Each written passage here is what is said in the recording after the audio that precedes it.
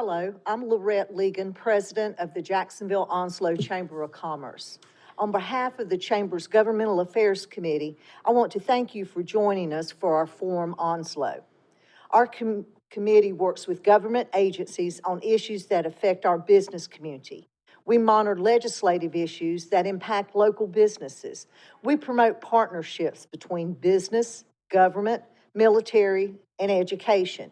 And we use these forums to create awareness on topics that are important to our entire community, such as the election of those that represent us on the state and local level. We are pleased to have Piedmont Natural Gas as the sponsor of this Meet the Candidates Forum.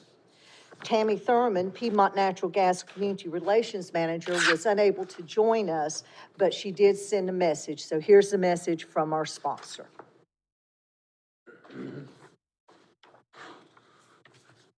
Good morning, everyone. I am Kelsey Stiglitz, Business Services Manager for the Jacksonville Onslow Chamber of Commerce. We are proud to partner with Piedmont Natural Gas today. Events like this are so necessary for all communities across our great state because they empower each one of us with knowledge.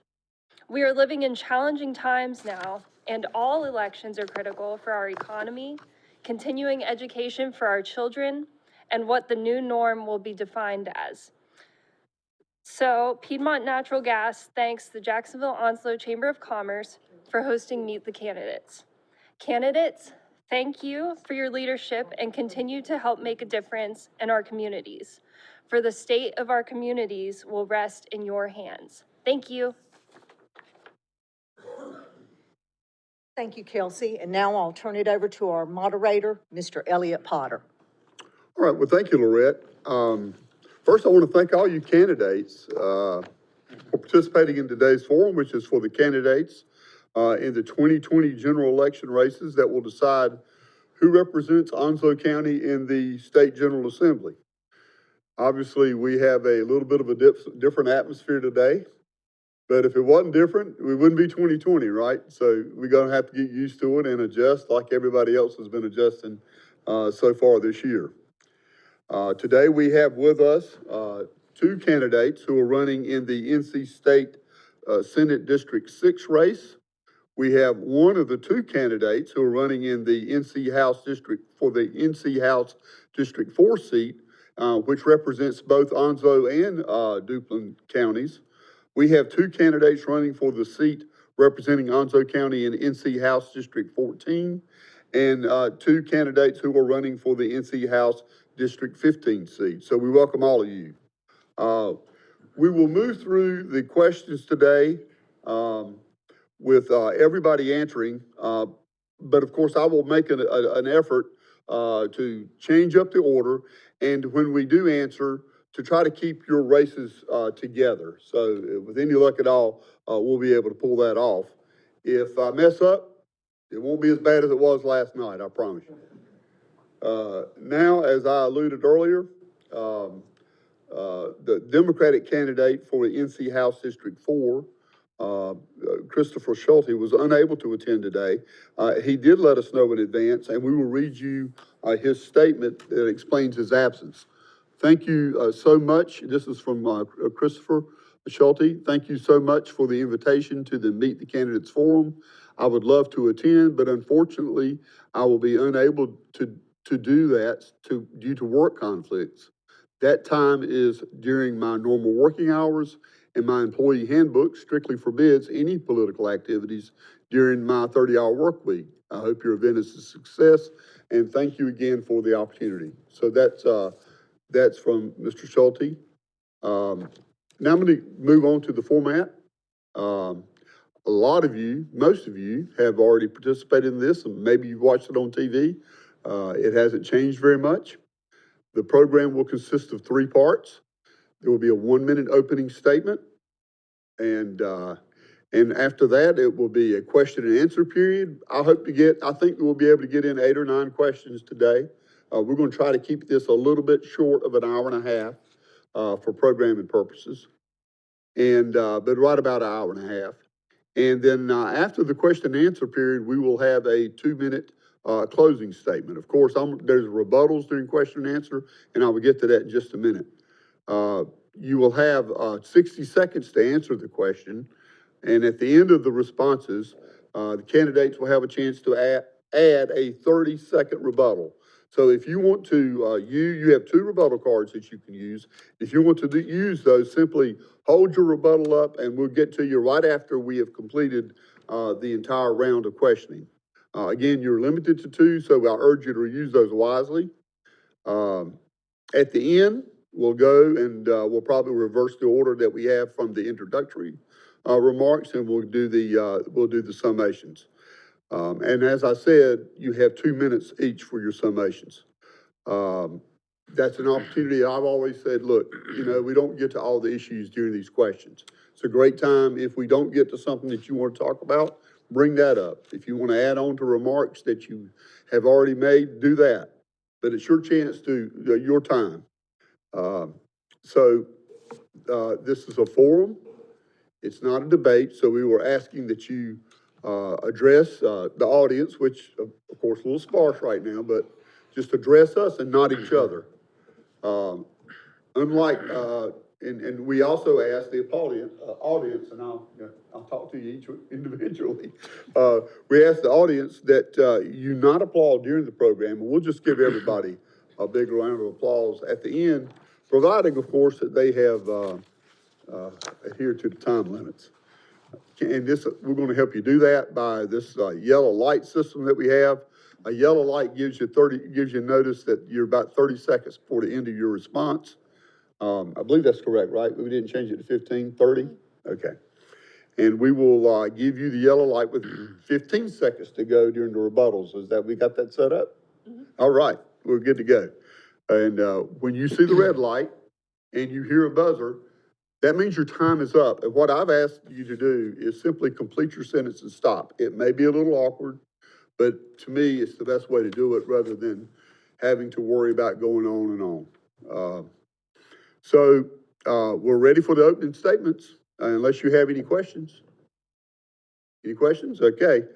During your opening statement, we ask each candidate to state your name, provide us with a sentence or 2 of background information, introduce yourselves. You know, a lot of times we would love to see that include where you reside and your current occupation. And also in that time, please give us an idea about why you're running for office. And we will start with Mr. Johnson in the state Senate race and work our way down the table. And please introduce yourself as well as the seat that you're running for. Thank you. Good morning. My name is Ike Johnson, and it's good to be here this morning. I am your candidate for the North Carolina State Senate, District 6, Onslow, Jones County. I'm a 27-year Marine Corps veteran. I retired as an officer, major in the Marine Corps. I'm a combat veteran. I'm a Bronze Star recipient, and I was a vice president for the East Coast Sodexo Marriott, who brought good jobs to Onslow County over at the base, and those good jobs are still there. I serve on several boards in town, around the community. I also chair the deacon board at the J.T. Kerr Memorial Missionary Baptist Church. I'm the founder of a mentoring organization where we mentor young people in the high school and middle school on a weekly basis here in Onslow County. And I also chair the Onslow County Democratic Party. And I look forward to your questions. Thanks, sir. Mr. Lazzara. Good morning, Elliott, and thank you very much for allowing me to be here. Thank you to the Chamber for conducting these forums. My name is Michael Lazzara. I am running for the North Carolina Senate District 6 seat. I'm a former Marine. I'm a 31-year self-employed individual, member of the Chamber for over 30 years, been in leadership roles. I was elected in 2005 to the Jacksonville City Council. I've been the mayor pro tem for 12 of those years, of the 15 years or maybe 13 years. I've held numerous leadership roles in City Council over that term, but my most recent leadership role was with the North Carolina League of Municipalities as the president for 2 years, the longest serving president, representing 540 cities and towns in North Carolina. Very proud of that. I'm excited to run. I'm honored to run to represent Jones and Onslow County at the North Carolina Senate. Thank you. Mr. Dixon. Thank you, Elliott, and I'd like to thank the Chamber for putting this event on, which is very, very important. My name is Jimmy Dixon. I'm a farmer. I'm the Senior Chair of the House Agriculture Committee, Chair of the Environmental Review Commission, and Chair of the Agricultural Appropriations Committee. The reason I'm running is I have 7 grandchildren, and I've met a lot of people that I like, a lot of people in Onslow County that I like, but you need to understand, I don't like any of you as well as I like my grandchildren. That's the reason that I'm running. Thank you. Mr. Cleveland. Good morning, George Cleveland. I'm running for House District 14. I served in the Marine Corps for 25 years, retired. I taught school for 8 years in public and private schools. I also was on the Department of Diplomatic Security for 4 years. I retired and came back to Onslow County. I have served 8 terms in the House. I served under Democrats and under the Republicans. It was extremely frustrating watching the Democrats squander our resources. However, in 2010, I had the pleasure of working with my fellow Republicans to bring our state out of insolvency to being extremely solvent. We have, over the past 10, 12 years, 11 years, I guess, turned the state around to where we have weathered numerous storms. We have weathered the pandemic financially, and we're doing well, and we still have room to maneuver. Thank you very much. And Ms. Wofford? Thank you. I am Marcy Wofford, and I am here to represent North Carolina House District 14, from Bryn Mawr to Bear Creek, from Belgrade to Swansboro, Half Moon to Hubert, Sherwood Forest, Carolina Forest, White Oak, Commons, and Hunters Creek, to name a few. I am here to represent all of us in Raleigh. I am focused on your needs, and I am particularly focused on the needs of the underserved in our community. Families like mine, special needs families who sit on a wait list for over a decade of unmet needs for mental health resources. I decided that instead of writing and begging for help, I will stand in the gap. Send me to Raleigh, and I will represent you. Thank you. Thank you. Let me see if I get this one right. Ms. Gomaa? All right, thank you. All right. Mr. Elliott, and I thank everybody here that y'all gave us this opportunity. For one thing is because of the COVID, we haven't been able to let people know who we are. My name is Carolyn Gomaa. I'm a native of Jacksonville. This is my home, this is my community, and these are the people that I care for. Not only because I am a strong Democrat, it's because I am for everyone. It's not about Democrat or Republican. Right now, we got to remember there's a lot of people out here in need. And the reason that I got involved is because I saw what was going on around us. I'm not only here because somebody says it's time to be reelected or any of that. I just want people to know that I stand for them. I'm here for each and every one of you. I feel that there's so much going on that it needs to be told. If I don't get nothing but one thing to do, is to stand up and let the people know that I'm here for you. I thank you. Thank you. Okay, Mr. Shepherd? Good morning, Elliott. I'd like to thank the Jacksonville Chamber of Commerce for giving us this opportunity, as well as you. I was born and raised in Onslow County. Went to Jacksonville High School, attended Coastal Carolina Community College, worked for about 36 years with the Marine Corps Base at Camp Lejeune. Also a bivocational pastor at Lighthouse Baptist Church. I've been serving the General Assembly for the last 10 years and have chaired several committees, including transportation, which I've chaired since 2011. We went to Raleigh when I was elected, and we had high unemployment, 13, 14% in some counties. We were overregulated, had higher taxes in the East State and the Southeast, and we were in really bad shape. And as Representative Cleveland said, we went to work and we made some changes. We lowered taxes. We've also deregulated and did what we could to put North Carolina and Onslow County back to work. Since then, now we're one of the top 5 states in the country to do business with. I'm proud of that, and I'm here to serve the people of Onslow County and stand for what they believe in, and I appreciate the opportunity. Thank you. All right, thank you.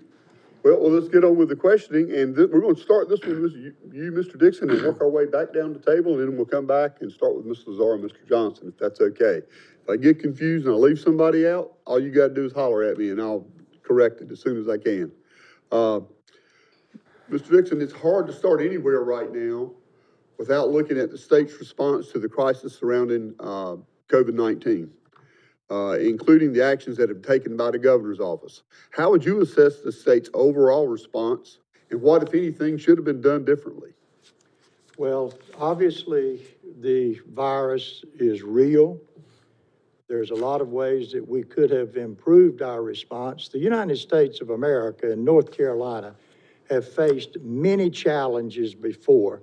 We can actually do one or two things at the same time. We didn't have to close down our economy. We didn't have to do the drastic measures that have taken place. We know who the vulnerable are. We could have protected the vulnerable. For the first time in the history of our nation, we are quarantining healthy people, and that's not exactly right. We know that the younger population is not as susceptible to it. So my main complaint with the way things have been done is that we knew the vulnerable people, we could have quarantined them, we should not be quarantining healthy people. Economic disaster brings on difficult health problems. Thank you. And now we'll move to the District 14 House race, and Mr. Cleveland. The pandemic is real, as we all know. The problem that we have is it became a political football from the get-go back in January. And if politics had stayed out of it, it would have been handled, I believe, in a much different manner. The idea of closing down a healthy economy because of suppositions is tragic. And we're seeing the results of it now. Suicides, opioid overuse, families breaking up. There was no reason to close our country, no reason whatsoever. You can look at the state of North Carolina. There are numerous counties in the state of North Carolina that could have stayed wide open. There are some counties in North Carolina that would have had to take more precautions. But the idea to close a thriving economy and throttle the country is really unconscionable. Thank you. Ms. Wofford, I'm going to read part of the question back to you. How would you assess the state's overall response to COVID-19, and what, if anything, should have been done differently? Thank you, Elliott. I think that, first of all, public officials' role is to protect the health and safety of their constituents. And I think that Governor Cooper put our health first. I think that we need to protect people, our students, our families. And I think if anything, we do need to make sure that the funding, the COVID relief funding, goes where it's needed to go, to the people who need it most, like small businesses and families, people that are unemployed because of the pandemic. We need to work on that. Thank you. Thank you. Ms. Gomaa? No problem, Mr. Elliott. COVID has been an eye-opener. People can say that they should not have closed down. People, 200 and some thousand people's lives have been lost. Thank God that they had a mind to close things down, because our president didn't. This is an eye-opener for everybody here to let us know that, hey, safety is our main concern, not always talking about economic, because drugs and all this was going on before this, and which is a sad situation. And because of the way that people are living right now and not being able to feed their families and do for themselves because of their jobs, thank God that we did save some lives. And right now, I think we need to keep it first, that this is a good thing that the governor did, and I stand with him 100%. So, I'm sorry, but I'm very passionate about things. Please Thank you. forgive me. Reverend Shepherd. Thank you, Elliott. I don't believe that our response was necessarily correct. I serve on the Health Committee, so I attended several meetings that discussed the COVID, and COVID is very serious. We all know that. But sometimes the response did not add up to the facts and the figures. Each time I would go, the facts and the figures would change. CDC is constantly changing their opinion of what is and what isn't good for COVID. But I do want to say this. We have worked hard to provide funding for those that are in need in the General Assembly. We had Pandemic Response Act 1043, which provided $1.6 billion in COVID-19 relief for small businesses, medical providers, education communities, and broadband. We also had additional coronavirus funds that were $500 million that went to local governments, community health care services, job retention grants. And then finally, we also put $1 billion in remaining CARES Act funding to combat COVID-19 through families and grants for small families and child care. So we have been working to combat that. Thank you. Okay, we're going to start the next question, and we'll, and we forgot all about the state senate, didn't we? They're important. Mr. Lazara. Thank you, Elliott. I think the initial response was appropriate. Obviously, the health and safety of our people should be foremost on our thoughts, but I think there was a definite disservice to North Carolina with unbalanced restrictions. I'm not sure how an ABC store is an essential business, but going to church is not. So there was a drastic unbalance. I think people should have a choice on how they conduct themselves, whether they want to wear a mask or don't wear a mask. I think if it wasn't for the PPP program and the gaps that the House and Senate filled in, we'd have an economic disaster in North Carolina. I think that the opioid, as we talked about earlier, is shooting through the roof. Domestic violence is shooting through the roof, and we hear that from our local law enforcement agencies. I think we should enact local controls. I think no one knows their community as good as the local elected leaders. I think that, as mentioned last night by the president, North Carolina is standing out as a potential economic disaster state, and we should have done different, very different. Okay, and Mr. Johnson? I think the governor's approach to this was good, given the circumstances. I feel like everyone is vulnerable to this COVID situation. So to try to select who's vulnerable, who's not, I've seen people from all walks of life get COVID-19. I have cousins that have died from COVID in different parts of the country. And so it's not a guessing game at this point. I think masks are appropriate, and to make sure until we get some kind of medical cure for this, we have to protect each other, not only ourselves but each other as well. And for those who feel that masks are not okay, what is your solution? I don't think we have a better solution than a mask right now. And so it's important, if you care about your neighbor and your family, it is important that we take the time to do the general things that we can possibly do for each other. Thank you, sir. Okay, we'll go with question number 2, and this time I'm going to start at the end of the table over here with Reverend Shepherd, and we'll go down all the way this way to help the camera people out. Don't want to confuse them like I get confused. The recession ended several years ago, but some observers say that factors such as household income and purchasing power have not rebounded. What policies would you support to help facilitate wage growth and upward mobility in North Carolina? Well, I think we have to go back to 2010 when North Carolina was in such bad shape financially and people were out of work. I don't think it can get any worse than to have 13-14% unemployment in the state. I think Onslow County at that time was about 8%.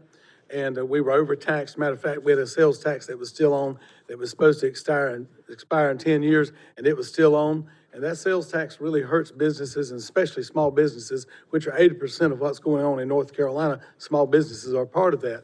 So in 2011, when we went in, we deregulated, we cut taxes. And during a recession, that's not the time to tax because it does hurt those small families and small businesses. So at that time, we made all those changes, cut taxes that were higher than anywhere in the southeastern part of the United States. And that was when Senator Tillis was leading the House and President Pro Tem Berger. And we made those tough cuts and tough choices. But North Carolina has benefited from that until COVID came along. Thank you. Okay, Ms. Gomaa? Would you repeat it I just sure one more will. time for I'm me? gonna repeat the question part of that, which is what policies would you support to help facilitate wage growth and upward mobility in North Carolina? Well, I personally think that we need to think about infrastructures here. Number one, there's a lot of times we did not bring a lot of businesses in to help with the wages of the people. If I'm in the House, I will make sure that it's noted that we need to think about those people, small businesses, yes, most of all, the teachers, those that are working those other jobs, that we need to make sure that their wages are extended. I think personally that when we're there, we need to think about other people. He said about the taxes, yes, but in 2008, 2010, I think that employment was good. So I don't think that it was only through COVID that it got low for us. It was before that wages have never gotten up. People need to get more money. We need to look for those people and make sure that they are getting the amount of money that they can to help them to be able to sustain out here. So I would definitely work toward our wages. Thank you. And Ms. Wofford? Thank you. I think first of all, in Onslow County, we do have our Skills Center, which is training young individuals to grow into having a good employment because we have a pretty low living wage. We don't have a living wage in Onslow County. People make around $8 to $10 and work at fast food restaurants. So I think we do need to look at expanding some policies into sending folks to community college, expanding our education so that people can have a skill and get a good paying job. And then they can want to stay and live in Onslow County and make our future better here. That's one idea that I have.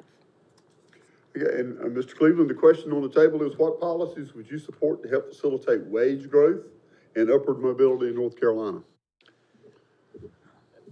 We as Republicans have already established the base to give us a wage growth and employment growth going forward after the quote-unquote pandemic is gone, or it goes to the point where things are opened up. We will continue to look at regulations and remove those that are unnecessary. We'll continue to keep our policies in place that encourage growth. As Representative Shepherd said, we're around 5 in the nation of companies coming here, and every day we get announcements of people coming. And when this free movement again comes in the country, I'm sure that North Carolina is on track to grow, and it will include wage growth and employment growth. Mr. Dixon? Thank you. I'd like to begin that by referring back to one thing that'll have a great economic, is to get real about the COVID situation. The CDC has records over the overwhelming way that this is transferred from people to people is through the eyeball. So we're going to cover our eyes. CDC has also put out this statistic. Of those aged 0 through 59, the recovery rate is 99.9978.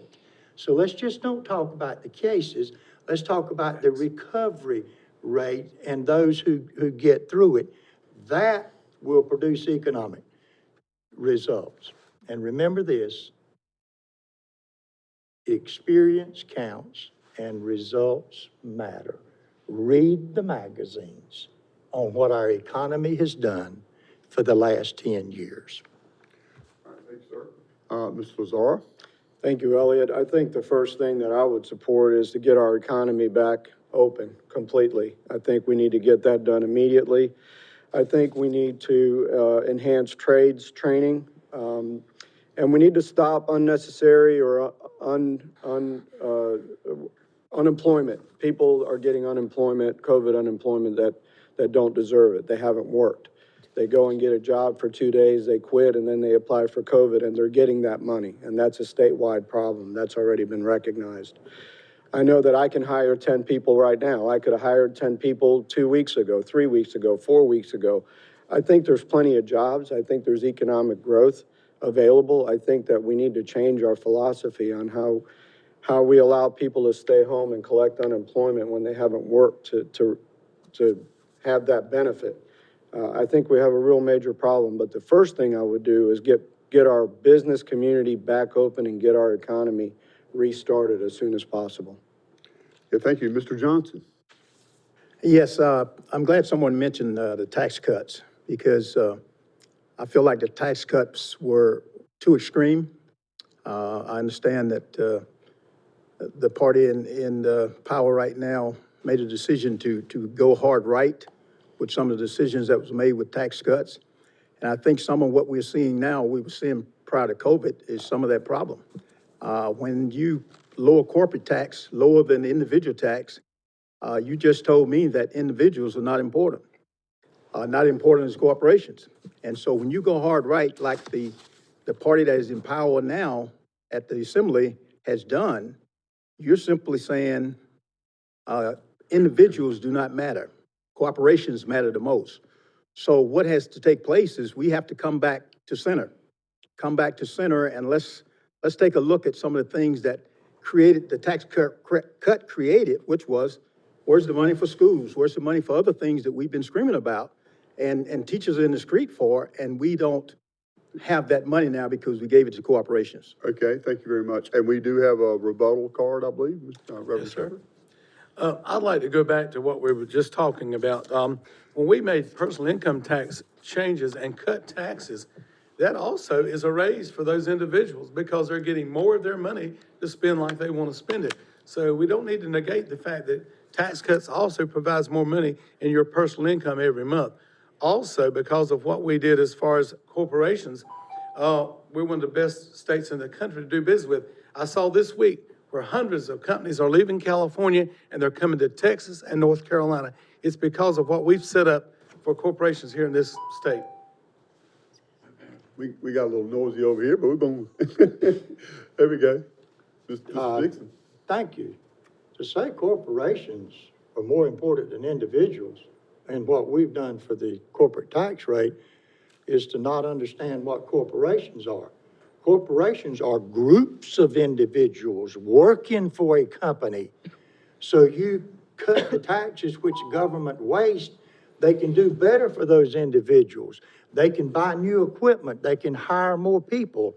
Corporations are groups of individuals. Mr. Lazara? Thank you, Elliott. I think it's a fact across the country that reducing corporate taxes creates more jobs, and that's proven. Also, you talk about education funding. Education is getting almost 60% of the total state budget. I don't think you could tie money to how a student is succeeding in a classroom. I think we need to change that mentality. Money doesn't fix that. I think we need a different approach when it comes to getting results. It's not always tied to funding. Okay, thank you. Yes, Ms. Gomaa? thank you. I'm hearing a lot, and one thing I want to speak on right quickly is when they spoke about people out here drawing unemployment. There's a lot of people that's been out here working hard and lost their jobs, and so yes, they're due unemployment.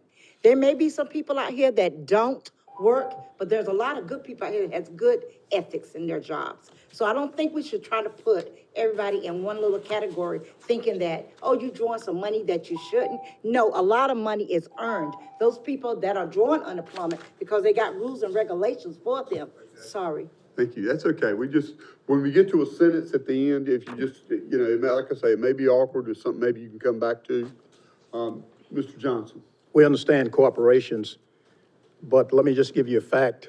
Since 1978, corporate CEOs and others have their rate increase, pay rate increase has increased something like 940%. And the average worker has increased about 12%. So when you say corporations, the money do not filter out to the individual when a corporation is making that money. And we've seen that during COVID. We've seen billionaires created since COVID, just in the few months that we've been in the COVID situation. So corporations don't share. Thank you, sir. All right. We got one left. Okay, you can say it. All right, let's start this round of questionings with you, Ms. Wofford, and we'll move down the table and then back over and down the table this way. What are your feelings about changing the structure of the state's system of public education, all the way up to the college level? Would you want to do something that would better prepare future generations of North Carolinians? For example, would you support less emphasis on academics and more on trades? Okay, thank you, Elliott. Yes, as I spoke about earlier, I do believe that, yes, not every student is going to go to a four-year college or on. So yes, we do need to focus, as we have in Onslow County with our skills center, on trades and preparing students for the future. I believe we need to focus on the community college level and preparing individuals for a career, a real career. And so I think that is one thing, and we need to expand pre-K. There's a lot I could say about education, but I feel like we definitely need to fully fund our public schools and support them. And I would support including trade skills training. All right, thank you. And we're going to stay with the State House District 14 seat. Mr. Cleveland. Yes, I believe that education needs to be reformed. At the K-12 level, I think parents should have every opportunity to decide where and who educates their children, be it a public school, a private school, scholarships, whatever. They should have the option and the ability to do it. Higher education is full of nonsensical courses today that have no financial help to the individual taking them. Let me just put it that way. I think they should be done away with and go back to the concept of a good liberal arts college degree where individuals are taught how to think for themselves, research, and get done what has to be done, and give them a basis for life instead of filling them up with a bunch of things they don't have that will not be useful when they go forward in life. Okay, thank you. Mr. Dixon. Thank you. Yes, education needs to be reformed from kindergarten to the university. And we need to try something very novel and new and historic. We need to emphasize math and spelling like we used to. That will prepare everybody. The 3 R's will prepare everybody for whatever job that they might be looking for. Recidivism is our greatest enemy. Close to 60% of our kids going to community colleges have to be re-informed about math and English. And it's almost the same from community college to the university system. Community college is the best bang for the buck in North Carolina. Thanks, sir. Mr. Lazzara. Thank you, Elliott. I also agree. I think we do need education reform. I also agree with giving parents a choice on how their kids are educated. I think we need to start trades training at an earlier stage in the school system. I think that's something that's very much lost in our country. Every child does not need to go to college. And I think instilling that in them is destroying a lot of kids, leading them to feel like they're not achieved in any way, shape, or form, and it sends them down the wrong road. I know when I was in high school, I did the trades program, and it was the very best thing. I still love it today.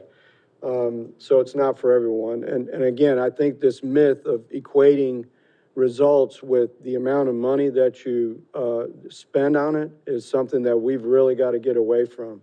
Just because we give it money doesn't mean that we're getting the results for that money. We've got to change that format, because how much is enough? That's the question. How much is enough? Okay, thank you. And Mr. Johnson? I support improving our school system. Turning it apart and redoing it is a whole nother story. But I also advocate that one of the biggest bang for our bucks, and I've heard it mentioned before, is that trades and junior college. I advocate that K through junior college should be at no cost to a student, because when they leave high school, if we could get them a trade, those that are not going on to four-year school or the military or something like that, they could immediately earn more than they would earn if they did not go to college. I too am a trade person, but as I matriculated life, I found out I needed more education. So I ended up with 2 bachelor's degrees and a master's degree. So I think the start, though, to get young people a good start is to get them that trade. And we've transitioned them right through high school, after high school, get the trade, and let them go from there. But they have something to work with, and they're not relegated to that $8, $10 hour job.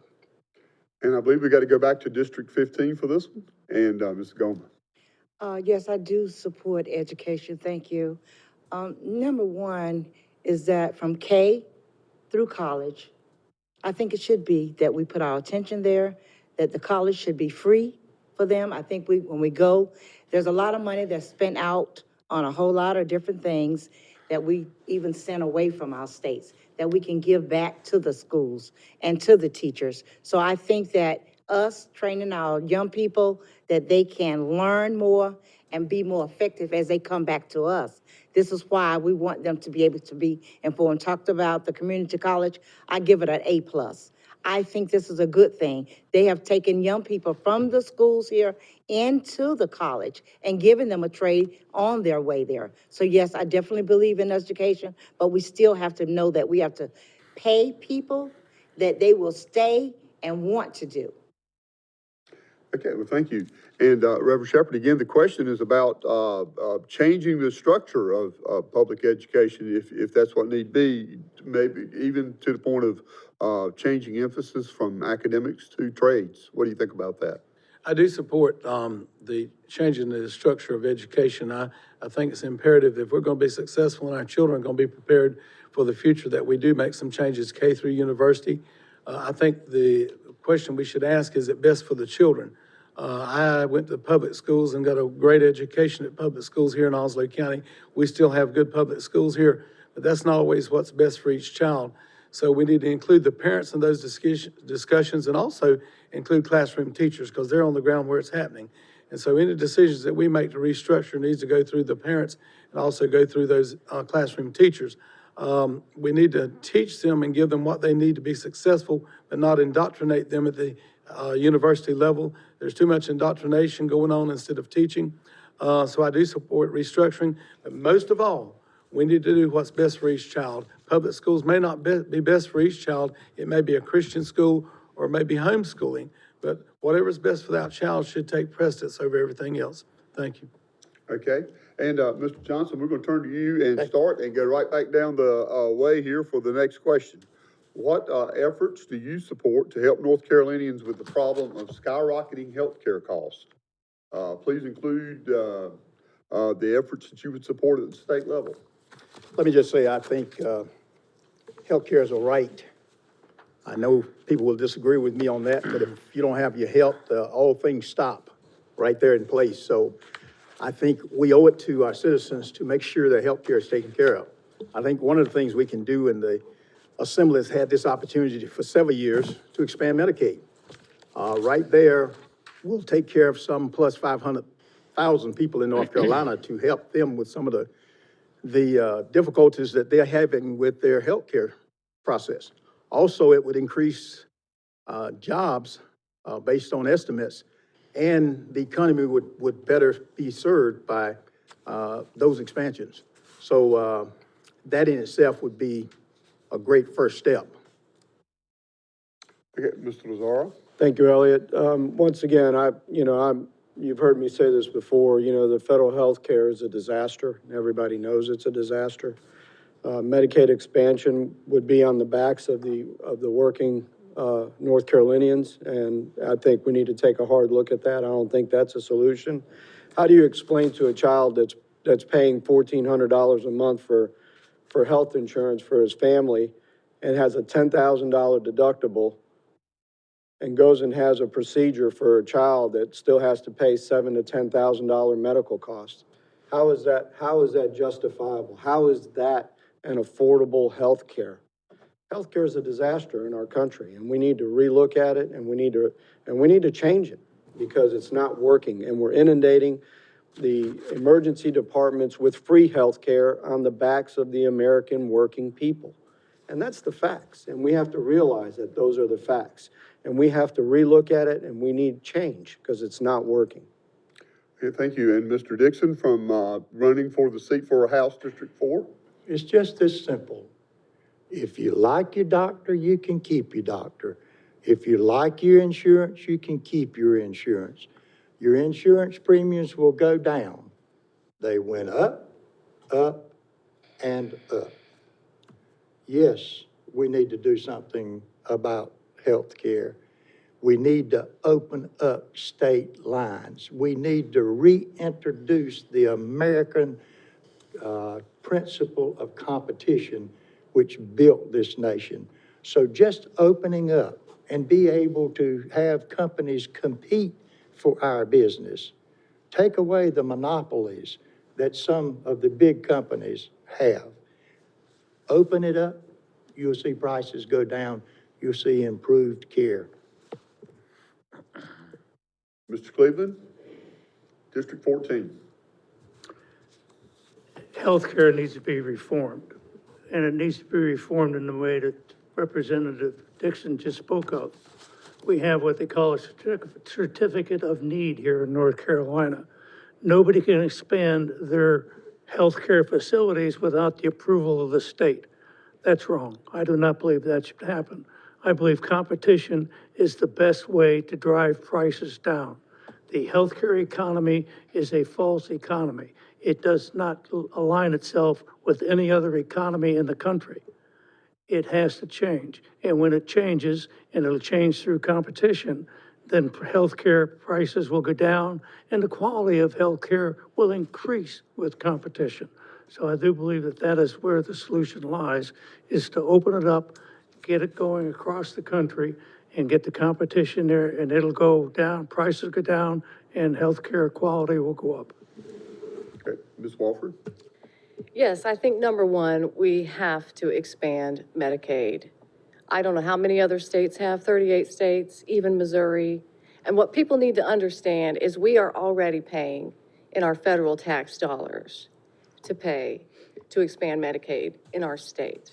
So we really are just giving that money to other states when we don't take it in North Carolina. It will give 500,000 North Carolinians insurance. I don't understand why we can't do that. I hear a lot of talk about the federal insurance and how people don't like affordable health care, but we're talking about what can we do in North Carolina, and the number one thing is to expand Medicaid. We have hospitals closing because they don't have the funding. So that's number one priority for me. Okay, Ms. Gomaa, and District 15. Yes, sir. One of my number one things is affordable health care because it is definitely needed. One thing that is important is the health of the people. If we don't take care of the people, then who else? You're gonna get sick, I'm gonna get sick, so we need to take care of you, but make it affordable. We know the people that have been in office all this time, they've tried to knock out the health care. But listen, it needs to have a change. We need to go back there. Go back and see what else we can do. But it needs to be affordable. We have people out here with mental health conditions. We're gonna deny them. Some hospitals have closed down because of not being able to stay open, because of things like this. No, we need to go back to the table, yes, but we don't need to dismiss it. This is a need for the people. If COVID haven't shown you how much we need it, then nothing's gonna get your attention. Thank you, and Reverend Shepherd? Yes, sir. I believe that we do need to reform healthcare in the United States and also in North Carolina. It's something I'd like to point out to you, though. In 2011, when we were in the General Assembly, North Carolina was in debt head over heels to Medicaid payments to the federal government. What the federal government does not tell you is that when you expand Medicaid, the first so many years, they'll pay 80% of the cost. Well, then all of a sudden, you wake up one day and they're not paying anything, and the state's on the hook for 100%. North Carolina right now, 25% of the state budget, general fund budget, goes to Department of Health and Human Services. Of that 25%, 18% is Medicaid payments. So we have to think about that. Many states that have increased Medicaid in their states now are having a hard time footing the bill and paying the bill because they didn't realize that that little fine print comes into play a year or two later, and then you're having to pay it all. So we definitely need to do something, and I know our health committee in the General Assembly is working on that. And matter of fact, one program we have, Mandy Cohen said it was a good program that we were looking at. That's SB 808. Thank All you. right, thank you. I believe I saw a rebuttal card. Did I? I did. Okay. Sarah? Again, we talk about, hospital closures. That's a result of overpriced health insurance. We were promised affordable health insurance. It is not affordable health insurance. No one can afford it. Therefore, they're getting free health care by just going to the emergency room, causing huge economic impacts in the emergency rooms and in hospitals. That's why they're closing, because if we had affordable insurance, people would be purchasing the insurance. But it's triple what we were promised. Mr. Dixon? We need to always be careful of those catchphrases Exactly. that everybody pays so much attention to. Affordable health care. The education lottery, which is the biggest tax ever imposed on people of low income. Planned Parenthood. Those catchphrases are what's destroying the United States of America. Ms. Wofford? Yes. A phrase like affordable health care, which we keep talking about. We're talking about what are we going to do in North Carolina to help North Carolinians. People are not getting free health care if they have to go to the emergency room because they don't have any insurance. That's what we're talking about. People don't have insurance. If they had Medicaid, some form of transaction would be paying there, and the hospital would get paid at some point, and no one would be going for free. Thank you. Thank you. Anybody else? All right, we'll start with Reverend Shepherd and go back this way on this round of questioning. There has been some discussion locally at our county commissioners meetings about the monument to Confederate troops that's located at the courthouse. How do you feel about that monument? And as a legislator, how would you respond to any request that it be moved? Well, I feel like that monument is a part of history, and I've always been a history buff. I may not agree with everything that's happened in this country, but I believe it's all a part of who we are, and I don't see a need to move it. At the same time, I feel that way about any part of our history, even the Civil War era. I support that as well because it's all about who we are. And I think we need to know who we are, where we've come from, and where we are today. I don't support anything that would destroy part of our history in this state or this country. I think, where will it stop? I've also realized here lately that there's a lot of monuments that are World War II monuments, World War I, Vietnam, that have been destroyed and defaced, and I don't agree with that either. No more than I would agree with defacing anything that had to do with anything that took place in the 60s with civil rights. It's all a part of who we are, and we need to respect each other for who we are and leave things like they are. Thank you. Okay, moving to District 15 and Ms. Gomaa. Yes, sir. I'm definitely for it. As I told everyone earlier, I'm a native of Jacksonville. I was right here where we had to go to the fountains, and there was one for the white and one for the colored. Yes, there's time for a change. If these things were before us and they are bringing on a lot of problems and people are feeling the rebuttal of it, yes, it needs to be removed. They can take it someplace else, put it in a museum, whatever, but I don't think we should have to face it all the time, going back and forth and being reminded of it. Our young people didn't have to go through this, but there are things that they can read, and unfortunately, they don't give a whole lot of things in the history books today. So yes, it should be removed.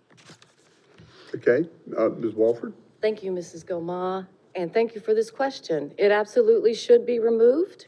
We have people here that supported a law that the state should decide and we should protect monuments like this. This is an inanimate object.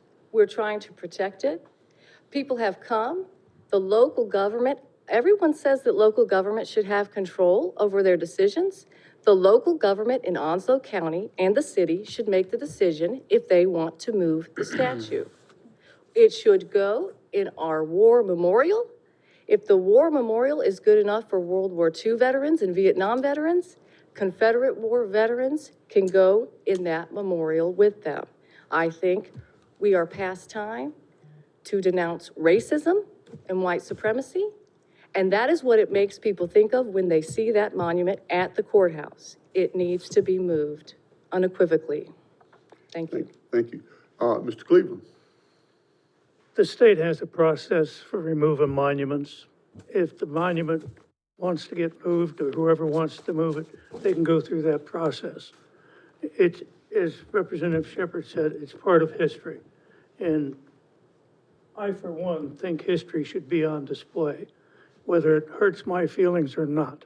You know, there have been regimes through history that have destroyed the history of their countries to become totalitarians and to destroy, well, such as the Soviet Union, if you want, or Nazi Germany.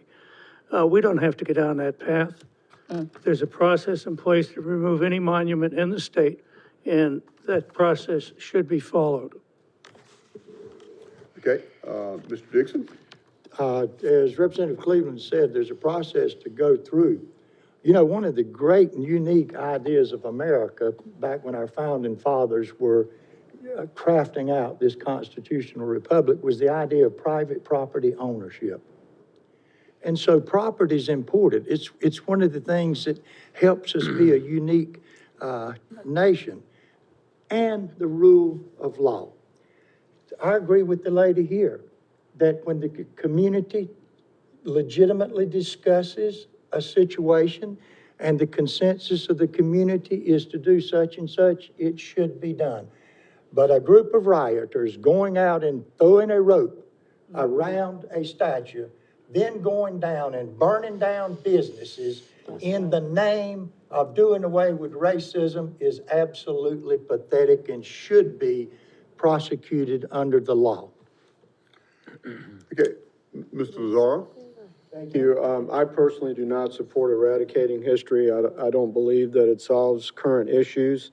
I do agree with local control, and there is a state process that can be followed for the removal or replacement of a particular statue, and I think that's set there for a reason. But I personally do not believe that eradicating history solves current issues.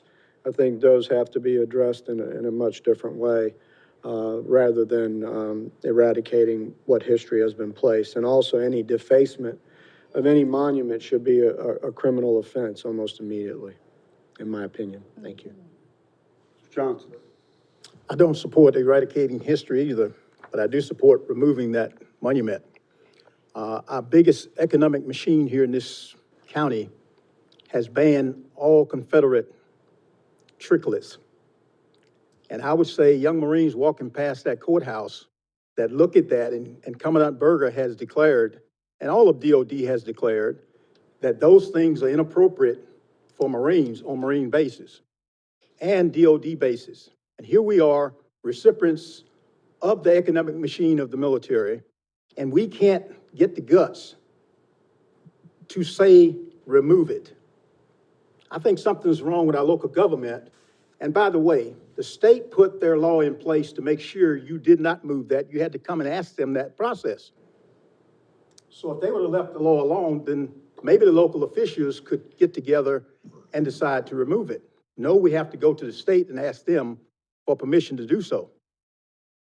Okay, thank you. Did I see a rebuttal? I did have this up, sir, because I wouldn't want anyone to think that I want somebody to just pull something down. I don't believe in doing that. I wanted us to go about it the right way. You asked about the word removal, and I said, yes, sir, it should be removed. But I don't think that people should be out here doing things maliciously. No, there's a right way to do everything, but some things change has to come through. Thank you for giving me this opportunity. Thank you. Anybody else? All right, we're going to start with Mr. Dixon this time, and I'll move down this way and then back to our Senate candidates if I don't forget you this time. And I promise you I'll try not to. What should the state government be doing going forward to help some of the businesses that have been adversely impacted by COVID-19? Well, let's expand this forum to about 12 hours, and we'll get close to one or two reasonable. Good ideas. Reasonable things. But number one, the state has to quit picking losers and winners. The governor says now that 7% of a football stadium, that's how many people you can have watching a football game. Somebody's already mentioned liquor stores were deemed essential. Gyms where people work out had to close. They didn't close down selling lottery tickets. We need to find a better way. And I'm telling you, the answer's not on the right and the answer's not on the left. The answer to those questions is somewhere in the middle. God bless you. Thank you. And Mr. Cleveland? Would you repeat the question, please? Sure. What should the state government be doing going forward to help some of the businesses that have been adversely impacted by COVID-19? I think we have everything in place that will help businesses. And if we follow our policies and continue down the road that we have over the past 10 years, it will help businesses grow. Government just has to get out of the way. The governor has to stop telling people what they can do and what they can't do, and businesses will flourish. There's policies in place now that will allow businesses to extend their tax payments, et cetera, et cetera. They just need to be able to be told, you're in business, go for it. And the capitalist system will take care of itself. Okay, Ms. Wofford, continue to District 14. Thank you. Yes, I do think we need to focus on our small businesses and giving them tax incentives and grants to get started. I had a veteran write into me and ask me about giving them a tax break. Absolutely. We have a lot of veterans in this county, and they stay here, and they retire, and we should absolutely help people get more businesses started. We should bring more business to Onslow County so that we can have more growth here. Okay, thank you. And Mrs. Gomaa? I'm gonna get it right. I'm gonna say it, if I say it 10 different ways, I'm gonna get it one time, I'll get it right. You're all right, sir. Yeah. Small businesses are having a rough time.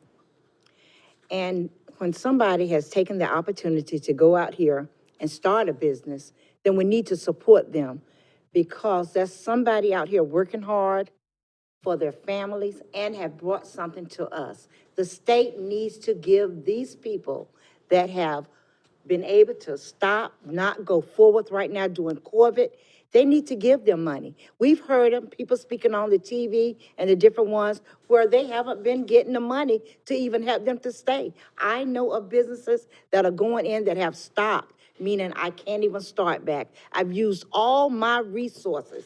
So yes, we need to give to these people because they're the ones that's in our community. And the people that we have that are working for them are living there. Yes, we need to be able to go and give them some help. Money, they need it. She said about their taxes and all that. Yes, they need that also. But we want to keep these people going to inspire others to want to start a business. Thank you. And Reverend Shepherd. Elliott, I'd like to mention 4 programs that we've done through the COVID relief. One of them is the Pandemic Response Act. House Bill 1043 provides $1.6 billion in COVID relief for small businesses, medical providers, and so forth, education communities. Then we have a Small Business Relief Act that also provides $125 million from Golden Leaf funds that can be provided to small business to help them until they can get back on their feet. The tax relief bill is 704, which waives interest payments on state income and business taxes, and it also adjusts their filings in the rear. And then we have a job retentions grant, House Bill 1023, that allocates $15 million for job retention grants to businesses, nonprofit organizations, and that retained at least 90% of its jobs. So we do have some things that we worked on. We do need to remember one thing. Some of this money was federal money, some of it was state money, as North Carolina is required to balance their budget. So we cannot spend money that we do not have like the federal government has with the relief payments. Thank you. Thank you. And, we'll move to Mr. Lazar. Thank you. I think the first thing that we can do is get our businesses open immediately, if we want to help the North Carolina economy and its business economy. And also, I don't think we need to choose who are winners and losers, as was talked about earlier. I think that was the biggest disaster that we've had in North Carolina. What businesses are essential and what businesses aren't essential. I guess if I'm working, I could either be essential or not working, providing for my family. I think that was a big inequality in the decision process. I think we could have tax deferments. I think we need to support any offsets that the federal government may have for local businesses, such as the PPP program that I talked about earlier. That's saved many businesses, but there's many businesses that are still struggling, hanging on by threads. We need to get businesses open immediately. The other thing is local governments are going to need some funding. You have many local governments that are struggling because of the offsets and utility bill payments. There's going to be a lot of need in North Carolina in the days to come. Okay, and Mr. Johnson? This goes back to what I stated earlier with the corporate tax cuts at the state level. We have seen the extremes of tax cuts for corporations, but we've done very little for small business. And now I hear that we have things in place or putting things in place for them, but with the extreme that we took with the corporations, we should have been working to undergird small businesses. Small businesses create more jobs than the big corporations do in this country. And so to not have a plan to support small businesses is unconscionable. But we continue to do those things because we don't look at the data. We just look at big business and what they can do for us. Small business is actually carrying the load for this country. And so there should be something in place that always takes care of the small business person. Okay. I'm going to, I think we got time for one more round robin question, and then we're going to start, we're going to go this way with the question, and then we're going to start with the summation, and we'll start with you when we get to that round. So my last question is, and I'll start with you, Mr. Johnson. What concerns, if any, do you have about ensuring that North Carolina has an adequate supply of good teachers in the classroom? And please address any actions that you would support to make sure that happens. Our teachers are the best, in my opinion, but they have to be supported. And when they take to the street, as they did a couple of years ago, trying to make the point that they need certain things and they need their legislators and their governments to support them, I think we should listen. Pay was one of those issues, but it wasn't the top issue. But that is what we saw the legislators do at the state level. They kind of shuffled the seats on the Titanic, took out the teachers' aides, cut some things over here, and then improved some of the teachers' categories' pay. Kind of sleight of hands, if you will, when it comes to education.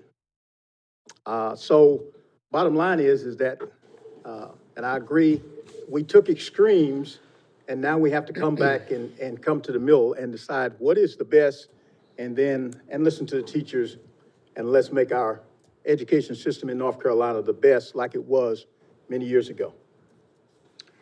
Mr. Lazar? I believe that we do have some amazing teachers, and I think we need to ensure that we retain the very best teachers and keep them in the classroom and not have them move up the ladder to the administrative ladder and get them out of the classroom. We need to keep them in the classroom. But I think the General Assembly has done a tremendous job over the last 5 years. And, I think every year we've had a increase in teachers' pay. I think, if I'm not mistaken, to the tune of $1 billion in 5 years or close to it. So I think that there has been a huge movement in ensuring that we bring their salaries up. And I think this last year, their union kept them from getting this last proposal, because the budget was vetoed by the governor. And I think others can talk to that more appropriately. But I think we need to do all we can to keep the very best that we have in North Carolina teachers in the classroom. And it's our duty to do so. Mr. Dixon? Philosophically, this, and I actually believe this is something that every member of this panel can agree on. Philosophically, we need to re-empower the classroom teacher. We need to make the classroom teacher the focal point of our children's education. And we could take a couple of hours to talk about how we could do that. Too much paperwork, et cetera, et cetera.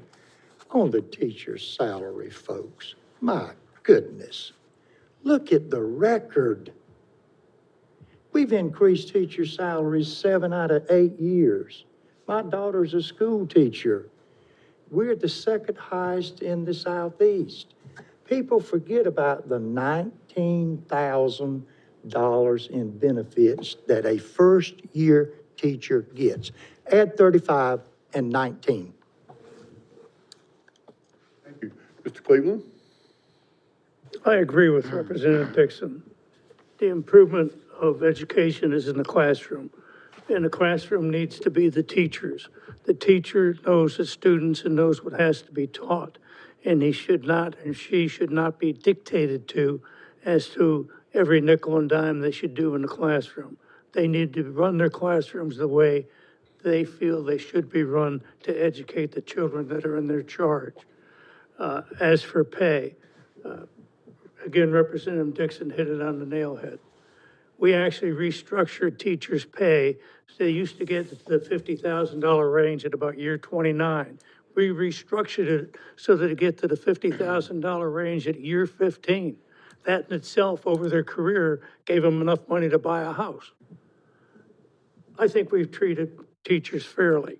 The education establishment, the unions, they're more interested in money than educating, and that's one of the big problems. Ms. Wofford? Number one, it's truly not about money. Someone goes into education because they want to change a student's life. These are very special people, and I think we all acknowledge that. We also all agree that there should be less testing requirements and hoops that people have to jump through with all of that. I agree with that. We also know that we are 30th in the nation for teacher pay. We're 9,000 below the national average. Whether we talk about that or not, our teachers are not getting master's pay.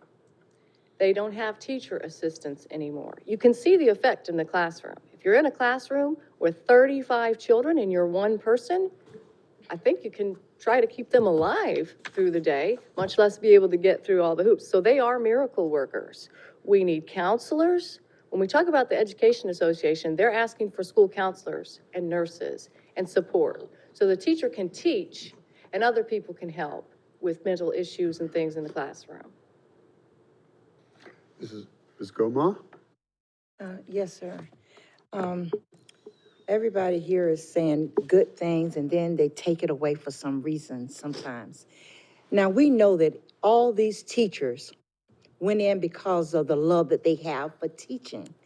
Not everybody is in there trying to go from a teacher to an executive. Maybe that person that went from a teacher to a high position, she may have realized I'm needed more there. But we need to realize that these teachers are the ones for our kids. They're the ones that's teaching them. There's a lot of things that maybe we don't want to see on paper, and we need to make sure that we have them some assistance in there that they've taken away.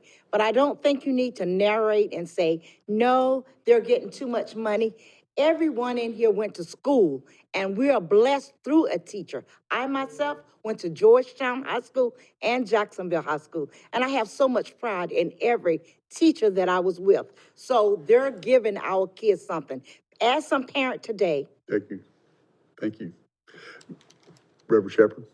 I just want to say also that we have some of the finest teachers there are in the state here in Onslow County, and I know many of them, and I'm friends with many of them, and I've worked with them. Several of them have been to Raleigh and been to my office, and we try to work out their situations and try to help them. I'll continue to do that. I wanted to say that we have given 5 consecutive pay raises in North Carolina, and we've surpassed 18 other states in education pay since 2014. Also, we have the North Carolina Promise tuition, which provides $15 million in additional funding for a highly successful North Carolina Promise program. And that's at 3 universities, Elizabeth City State University, UNC Pembroke, and Western Carolina University, which gives teachers an opportunity, or any student, to go there and get a lower tuition and get a good education, which I totally support that. And I'll continue, my door will always be open for teachers or educators. They've been to our office several times, and we've met with education chairs and worked with them to try to help them where they need it, and I'll continue to do that. Thank you. Thank you. And we have some rebuttal cards. I saw Mr. Johnson. We talk about we have put more money in education than ever before, but we're still 40th in the nation in per pupil spending. There's a dead cat on the line somewhere. Putting more money in education, I've heard it said before, is not the answer. So we have legislators, some sitting around this table, that's been in place almost 20 years. Where's the results? It's time for change. Thank you. Mr. Shepherd. My rebuttal is that someone mentioned that we didn't have teacher's assistants. We do have teacher's assistants in the schools, and they are budgeted for, have been for some time. When we're talking about what was just said about the pay raises and so forth, I wanted to mention that those pay raises have come forth. It may not be always what we want, but they have come forth. I thought I saw Mr. Cleveland. I thought I saw you hand over there. I'd just like to address the master's pay. The reason master's pay was done away with was that 9 out of 10 studies showed that master's education did not improve student output. It did not show any correlation in the students learning more, getting a master's, or whether they had one or not. Okay. Obviously, we have teachers' assistants in kindergarten, and I have students in school, and they share one teacher assistant for an entire grade level when you used to have a teacher assistant in each classroom. So that's like that. Masters pay teachers. Teachers should be paid as the professionals they are. If people go and earn a master's degree, their pay increases. My son currently has a master's degree teacher. I can kind of see the difference. Experienced teachers, we need to save them. We need them teaching classrooms. All right, well, thank you very much. And with that, we will conclude the round of questioning and go to the summation. And we'll start with you, Reverend Shepherd, and work our way down. Thank you all once again for allowing us to be here today, and I want to just say to people of Onslow County, I've always worked to try to help you. Being a legislator is just like being a pastor of a church. You're a servant of the people, and it's my desire to always to serve you and do what I can to help people in Onslow County. I do want to mention, because I didn't mention that earlier, when it comes to pupil expenditures, if you'll look at the statistics, that pupil expenditure is federal money, state money, and local money. And when you weigh that out and see how much North Carolina's given per student in state money, we're around the top in the state, in the country. However, we get less locally for state money for pupil expenditure than anywhere almost in the country. So it comes from 3 different sources: federal, state, and local. And we're statewide giving what is in the top in the country. So you have to look at where the money's coming from also. So I just wanted to mention that. It is something we need to work on. But at the same time, I know statewide, we're giving more money per pupil than a lot of states in the country are. So I wanted to mention that. Also, I just thank you all for being here today. I thank the citizens of Onslow County for giving me the opportunity to serve them the last several years.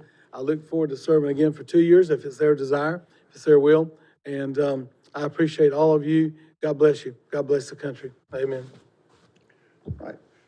Again, my name is Carolyn Gomaa. I'm not a politician. I'm not even gonna act like I am, but I wanna be a representative. I've been here in Onslow County. I've been the Democratic Party chair. I've been the Democratic Women's chair. And I've been a volunteer. I've been a delegate for Obama. I have always stood for the people. My main thing is each and every one, not just one person, but everyone. I want to make sure that the things that you need, we will go there and represent for you. We talked about affordable health care. Yes, it is a need. We talk about education. Yes, the teachers need raises. Yes, they need more help in the classrooms. We need to make sure that we go with this mask until they tell us we don't need them. Your health is more caring to each and every one of us than to go out here and more lives are lost. Economic development, we need to bring more jobs in. I can say that Jacksonville has been growing because there was one time when things had seemed like there were certain people that wasn't letting businesses in here. But I can see a change and we still need to change more. I worry about our veterans that have come back and don't have the homes, they're homeless, they don't have the claims that they need to get. They need to have somebody working with them, and they've come back and they need mental health. They need health care. So there's a lot of things that we need to address when we go. Yeah, people have been in office for a long time, but sometimes it's time for a change. And you need people to stand up for you, no matter who you are. You can be white, black, doesn't matter because all lives matter. But we got to start representing for the people and not ourselves. Don't think every time because you may have some money that you got it, but no. And I thank God for Jesus. I am not a minister, but I serve God, and I thank God for that. Thank you. Ms. Wofford. I want to thank the Chamber of Commerce and our sponsors and our moderators for having us today. And I do want to send a special thank you to my husband and our children because they are my biggest supporters, and I would not be here today if it weren't for them. And I'd like to say that over the past several years, our representation has changed. It's changed the way we vote here. It's changed how our districts are drawn, how we vote for Board of Education, because now we have partisan race in the Board of Education. I think that we do need to be able to work across the aisle and get things done in Raleigh. We need more people there that will work together and get things done. We are the largest county in the 3rd Congressional District. And when I have friends, even if they're veterans, special needs families, people with health issues, mental health issues, we're told, well, you need to go to Wilmington. You have to go to Raleigh or Charlotte. Even New Bern, Craven County, sometimes has more services than we do in Onslow County. I want to advocate for Onslow County at the state level, and I will do that. I ask you to vote for me, and I will represent you in Raleigh. Thank you. Mr. Cleveland. Thank you. I appreciate being here this morning and having this opportunity to speak. I have enjoyed my time in Raleigh representing my constituents, and I've always done what I thought was right for the state, the county, and my constituents. There's always a lot to do. Everyone is pushing for their wants and needs. And we at the state level have to balance what we have and what those wants and needs are and spread it out to do the best we can for the people in the state of North Carolina. We have to have the policies in place to make sure that the state grows and prospers. And I think we've done that. And I will continue to do work on those things when I go back to Raleigh. It's a pleasure being up there and spending the time and effort to do them. There are things that I would like to see done that can't be done because I cannot get support from my peers. I cannot get leadership to agree to them. And a lot of those things get talked about and they get tossed about. However, it's still the political process. And the political process in North Carolina is, or has been up until recently, been functioning real well. We have worked across the aisle. We do work together on many things, and we accomplish what needs to be done to keep our state moving forward. So I thank you. Mr. Dixon. Thank you again, Lorette and Chamber, for putting on this forum. Ladies and gentlemen, I am Jimmy Dixon. I am a farmer. I'm the senior chair of the House Agriculture Committee. I am a lifelong member of the NRA. Remember, experience matters and results count. Check out my record. If you like it, vote for me. This is one thing that you can always know about Jimmy Dixon. I pledge my allegiance to our beautiful flag. I stand for our amazing anthem, and I kneel only to our God. And I will fight for your rights to do the same if you re-elect me as the representative for House District 4. Thank you. Mr. Lazar. Thank you, Elliott, and I want to thank the Chamber for allowing us to be here once again. I think we're facing some difficult times. As we go into the budget session this year, we're looking at close to a $4 billion shortfall in the state. We've had a lot of conversation today about education and Medicaid expansion. Give you an example, Medicaid has risen from $1.8 billion to almost $4 billion already. So the question I would ask some of the folks here today is, would you be willing to cut education to expand Medicaid? Would you be willing to cut law enforcement to expand Medicaid? Or would you just simply want to raise taxes? A budget is a budget. You have 100%, and you have to spend it in various ways. That's called budgeting. And sometimes there's things that you want that you just simply can't afford, and you have to find a way to make what you have more efficient. And I think that's the way we need to go into the future, is thinking how we can be efficient for the people that we serve. There's people that can barely pay their light bills. So we need to consider them every time we make a financial decision, just like we have to do in private business. I have a business mind. I will go to Raleigh representing you with a business mind and thinking about your pennies and dollars as we make decisions. I've been self-employed for 31 years. I've served on the Jacksonville City Council for 15 years. And my record shows for itself. Please take time to look at what I believe in and how I vote. I would be very honored to represent you in Raleigh in your Senate District 6, Jones and Onslow County. And I ask for your vote on November 3rd. Thank you very much. Mr. Johnson. Onslow and Jones County voters have an unprecedented opportunity to make a fundamental change in their state Senate representation. You can elect someone who cares about you and your concerns, or you can elect someone who will continue to give large tax breaks to the wealthy with no consideration for you. I'm a retired Marine of 27 years, so I understand military families, retirees, and veterans. I'm a business executive who helped to bring the largest food service contract to Camp Lejeune in this area once I retired.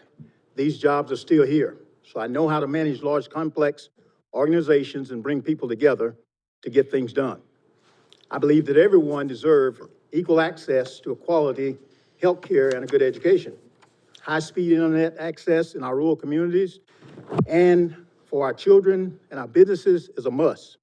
I believe that K through junior college and vocational training should be provided at no cost to our North Carolina students after high school. This will help build a middle class, and we must take care of our teachers. They are the best in the country. A vote for me will always put you and your interests first and will not give the big tax breaks only to large corporations. Their taxes are already lower than yours. Thank you.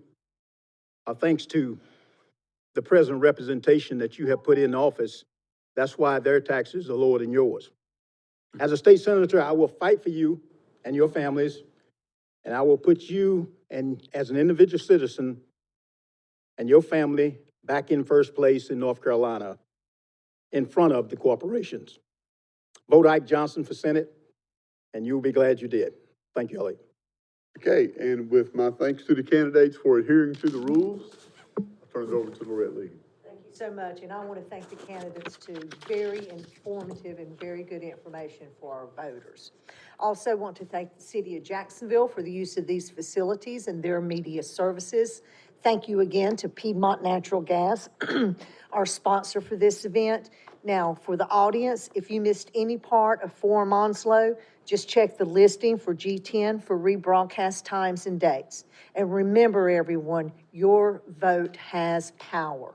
Absentee ballot request forms are available online at the Onslow County Board of Elections website, as well as the dates, times, and locations for early one-stop voting. Election Day is November 3rd, 6:30 a.m., 7:30 p.m. at your local precinct. On behalf of the Jacksonville Onslow Chamber of Commerce, thank you for joining us, and we do stand adjourned. Thank you. Good job.